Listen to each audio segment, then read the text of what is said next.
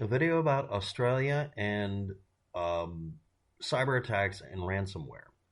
October 12th of this year or earlier, 200 gigabytes of medibank health insurers' customer data files were grabbed. These included names, addresses, phone numbers, and some of the files had claims data and procedures and diagnoses listed, which, of course, the people who took it are then going to release saying, you know, name of medical condition, look up your neighbors who went in for, uh,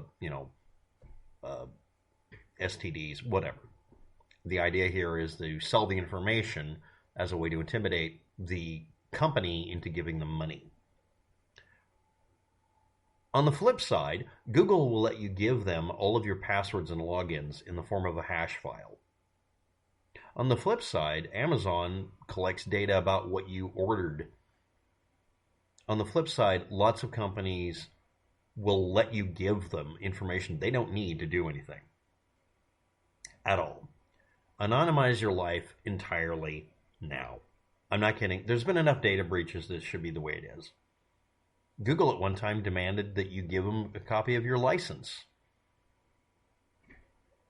No company, no corporation, no nothing has the right to have access to any information from you unless it's legally compelled to have happen on a national level under your representative government deciding to give big fat cat companies your information so that you can be identity theft victim number 1 billion this year. Australian police intelligence blamed a loosely affiliated criminal group. AFP Commissioner Reese Kershaw, however, said specifically it was Russians. Investigators know the specific individuals responsible or not, but he declined to name them.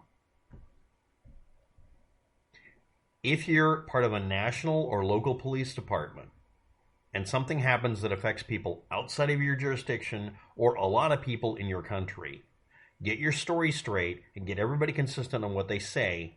Otherwise, it's not. What does this tell me? AFP Commissioner Reese Kershaw is either a nitwit who's fudging, or Australian police intelligence is ignorant. That simply makes me, if I'm the bad guy, absolutely sure I've won. 9.7 million past and present customers, including 4 million current customer records and almost 2 million international customers, both past and present probably. 400,000 or more or less customer health claims data files or customers. 20,000 of those were overseas.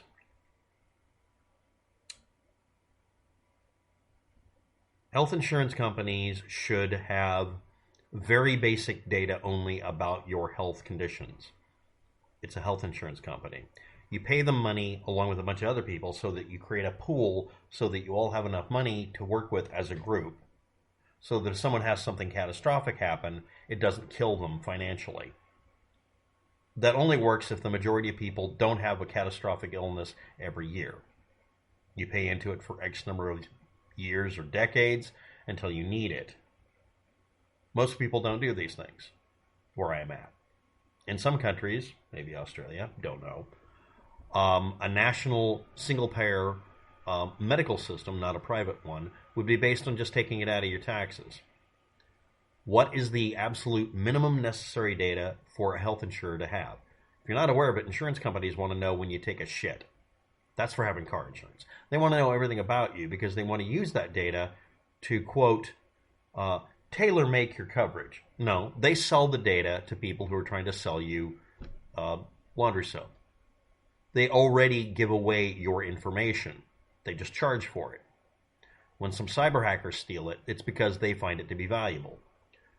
All you have to have, that I'm telling you what to do, is to make a law in your country to make it against the law under penalty of 12 years in prison for any company or entity to have any information that's unnecessary and to make it illegal for them to have lobbying groups. In the United States, it should be illegal for any large corporation to be able to give a donation to any politician because then they'll have the laws tailor-made for them instead of for us. We, the people, have to decide that.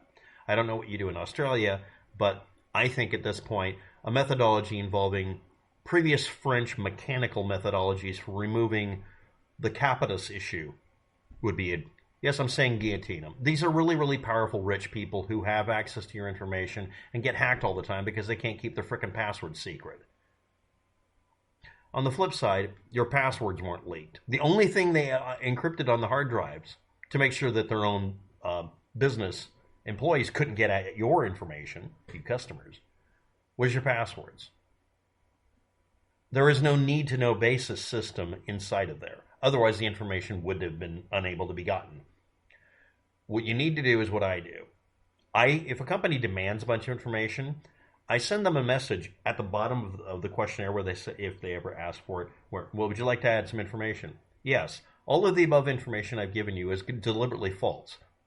There's no such thing as a demand that I, under penalty of perjury, give you, a corporation, any of my information that is factual. If you make it impossible for me to do business without doing that, I'm going to give you false information because, legally speaking, you don't have a leg to stand on to sue me. I have told everybody on the internet that's a corporation that I have a particular birth date. Now, I've mentioned one of them. I don't have to have a consistent birth date between companies or identity. Amazon and my bank have completely different data. Is a bank legally required to be given accurate information on my birth date? Yes, for some things, no for others.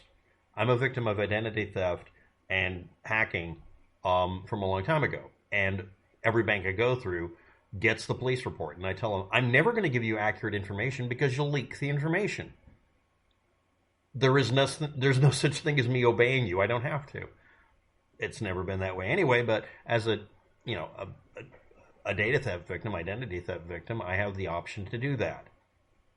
It's actually a little piece of paper that's a court order. Thing's tattered as hell, but it's still legal. And it just says for the rest of time, because this happened, because of the way it happened, nobody's allowed to demand it unless it's absolutely mandatory. And I can put it behind a fake identity wall. The bank that I had, still have, is not legally permitted to sell my information. Well, we have, and I said, no, it's against the law. It's literally, there's a court order. You're not allowed to sell my information, number one. The instant you do it, you immediately owe me $10,000 minimum. Don't do that. FDIC will absolutely make you pay me $10,000. It actually happened once. They tried to negotiate. I'm like, why the fuck would I negotiate with you? Give me the money. You nitwits. That's one of the reasons I was able to maintain a business at one point. Because the bank decided to sell my information to somebody trying to sell me, laundry soap or something. No, don't do that. Same thing with the U.S. Postal Service. The IRS might sell your data. Who knows? Do you really think that a health insurance company isn't going to take advantage of that when they need some more money? Do you think a phone company isn't going to do the same damn thing? Optus, telecommunications company. 10 million customer data files with names, dates, birth, date, phone numbers, email addresses. Some had street addresses and driver's license detail and passport numbers. Why does a telecom company need your driver's license and passport? Oh yeah, I remember Google at one time demanded that from people for their real name policy, ended up leaking the data too. No, they don't have a right to do that for your email account or for your YouTube account. Sending them a picture of a middle finger was my methodology for it. Them having to deal with, the court system should have happened, but that didn't, because again, large corporation says it's freedom of speech to do payola to every single politician. No, this video isn't going to happen without an opinion. Okay, I can understand Medibank, a health insurance company, needing some of your data. But they can obfuscate it. You can demand that it be made private so that they can't have it. Also, so they can't accurately adjust for your current medical condition, so they can find reasons not to pay out when you're paying for service and they don't want to give it to you. They don't want to give you service. They just want your damn money. I can understand them having some of this data. Why does a phone company or a telecom company have your driver's license number, your passport number? They need to know your address to send you a bill, the phone number for the phone company. Date of birth, not really needed. So again, what did I do when I got a cell phone? When I had one? Yeah, we need your information. Hi, are you recording this? Yeah, for quality control purposes? Yeah, I'm recording it too. None of the information I'm going to give you is accurate. It's a fucking cell phone. It's a burner. You understand that, right? Did you hear me? It doesn't mean you're agreeing to it. Just say you understand. I also tell them I used to work a telecom company. I used to be a care representative or care rep, and I explain to people I'm not going to say it's okay. I'm just going to say I heard your words. I put in the data they want. If I'm setting up a cell phone to be secure, I'm going to put some nonsensical sounding shit in it because guess what? It won't match anything in reality, and I'll know I've been hacked or leaked. And yeah, it did happen. And suddenly I lived at 144 Bugs Bunny Lane in Portland, Oregon. There isn't any Bugs Bunny Lane as far as I know. But anyway, driver's license and passport data. Really?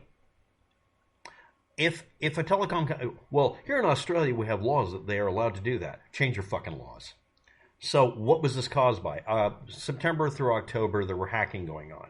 It's either the Russians or it isn't. It's either that they tracked it to individuals or not. I doubt it, but it's possible. Or a loosely affiliated cyber criminal group doing each of these things. Is it the same group? It doesn't matter. You'd never know. Could be. Once it's sold one time, it will be everybody, because when someone sells it for $100,000, another person will resell it for $50,000, immediately undercutting them. They're not going to sell it to lots and lots of bidders. They're going to end up selling it to one bidder, because someone will just come forward. I'll give you the money. When they get one person saying I'll buy it, they know that they're not going to have a copy of it anymore. Because someone else will sell it for half the price, and they'll keep going down the line. Eventually, somebody will sell it for $100, and that'll be considered a profit because they'll sell it twice or three times because they bought it for $150. So anyway, how do you? Again, let's review. Is this the Russians? Maybe. Russian hackers have been doing this for decades. So have people from India, Pakistan. South American countries, people in the United States do this too. This is a worldwide phenomenon. It doesn't matter where they are, okay? Unless they're stealing Hunter Biden laptop or Donald Trump porn P videos, I don't think it really matters where they are. And even then, it doesn't matter either, unless it's yes, it was the Russians before. Is this the Russians? I don't know. And honestly, somebody boisterously saying this, but I'm not going to tell you who it is. I mean, I don't believe them. Loosely affiliated cyber criminal groups, yeah, that because if they were a tightly affiliated cyber criminal group, they wouldn't last very long. Decentralizing the bullshit. Again, how do we fight this? Is your telephone company wanting your license data? Did some idiot give them the legal capacity to demand that and make that a cutoff point? Find another company that doesn't do it. Well, change your laws. But I don't want to hear it. Just get a phone from another country that works in your country at that point. You can buy cell phones that are set up originally in another country, and they just work in your country. You just pay into them. You lose a bunch of features and perks of having one that's approved and everything, but virtually every country has a reciprocal rule that says that if you have a cell phone from another country and your carrier in the area will let you get away with using it, you can. If you really care about not having these leaks, give them nothing to leak. So here we go again to review. Never tell a corporation truthfully anything about you because they do not have a right to it. If they claim that they have some right under the law, find out if they do or don't, and then explicitly tell them that you're going to lie to them. Don't give them information to leak about you. Make sure it's bullshit so it doesn't work.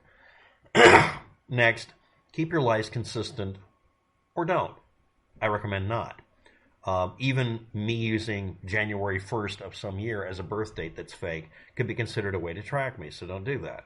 I do that for literally just Google if you're not aware of it. And even then I changed it at one point. It was a different birth date. But anyway, we have on the order of 10 million in each case, almost exactly 10 million in both the medibank and the optus. Almost exactly the same number in the file set. But it can't be the same group. It could be, but it doesn't matter. You're going to have to do this. You're going to have to be on the defensive and clean up your stuff. And yes, health insurance companies need to make this impossible by making it to where the only thing anybody could steal would be a bunch of encrypted files that they can't decode. That's not what happened here. Are you screwed? Yeah, your information will be leaked. Your information will be spilled. You will be embarrassed. That's the nature of the world today. You have to get used to it because they're not getting good at preventing it. Thanks for watching. Have a good day. Good luck.